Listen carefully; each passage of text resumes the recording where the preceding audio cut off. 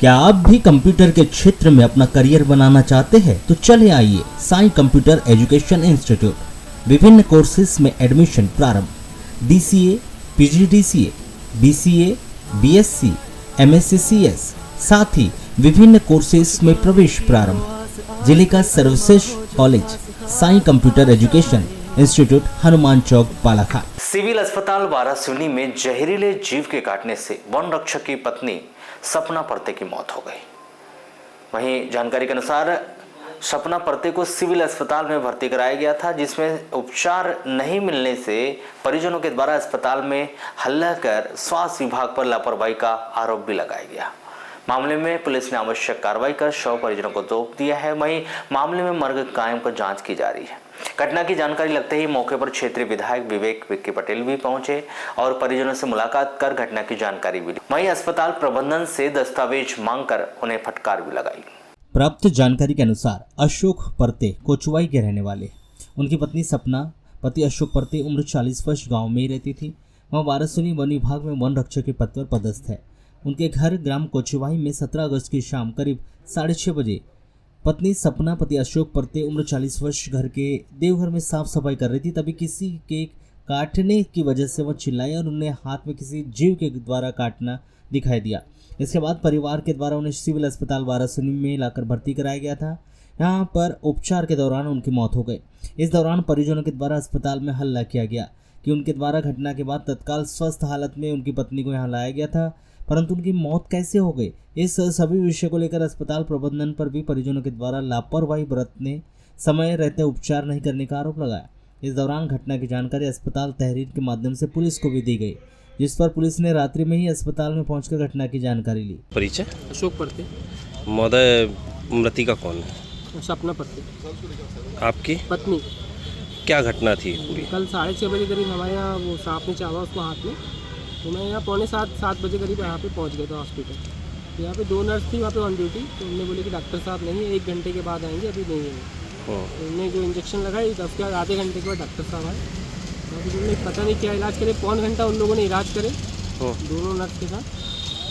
उसके बाद 1.25 घंटे के बाद हमारे यहाँ मुझे एक्सपायर हुआ। करीब कितने बजे डॉक्टर उपस्थित हुआ?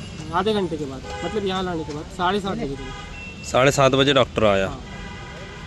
तो किस प्रकार से लापरवाही मान रहे हैं आप इसमें? लापरवाही ये मान रही है कि सर्पदंश की जो इलाज होता है वो गवर्नमेंट हॉस्पिटल में होता है। हमने गवर्नमेंट हॉस्पिटल टाइम पे लेके आए और 1.25 घंटा इलाज करने के बाद भी अगर आप पेशेंट को नहीं बचा सकते तो फिर आदमी सर्पदंश का इलाज पेशेंट कहाँ लेके जाएगा, इसको लापरवाही मान रहा हूँ। जब है नहीं और हॉस्पिटल में कोई सुविधाएं है नहीं। रिफर हॉस्पिटल के नाम से जाना जाता है वारासिवनी हॉस्पिटल, और यहाँ का स्टाफ ज़्यादातर देखा जाता है तो हर नशे में ही रहता है।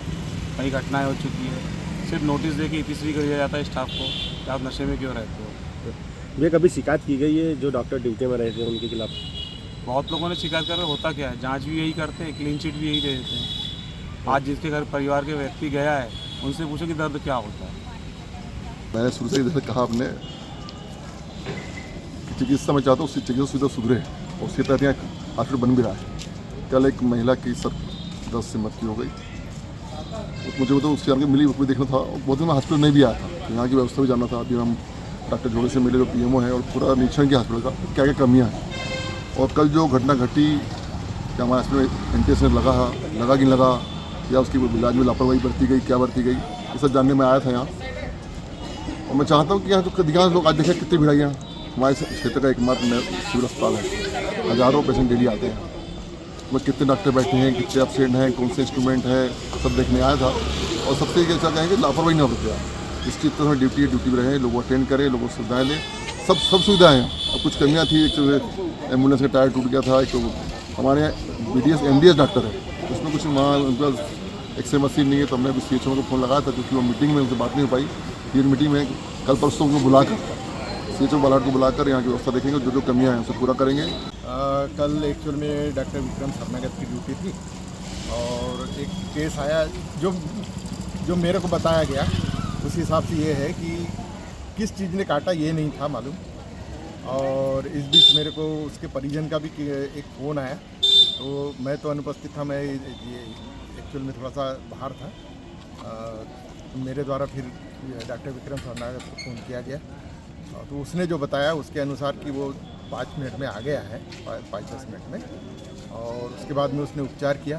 उपचार के दौरान उसकी मृत्यु हो गई। जब लाया गया था उस महिला को, उस समय वो जीवित थी या मृत हो गई थी वो? नहीं, वो तो जीवित थी उस समय, वो अच्छी हालत में थी करके ये बताया गया। अच्छा, किस वजह से मौत हुई सर, उसका कुछ पता चला?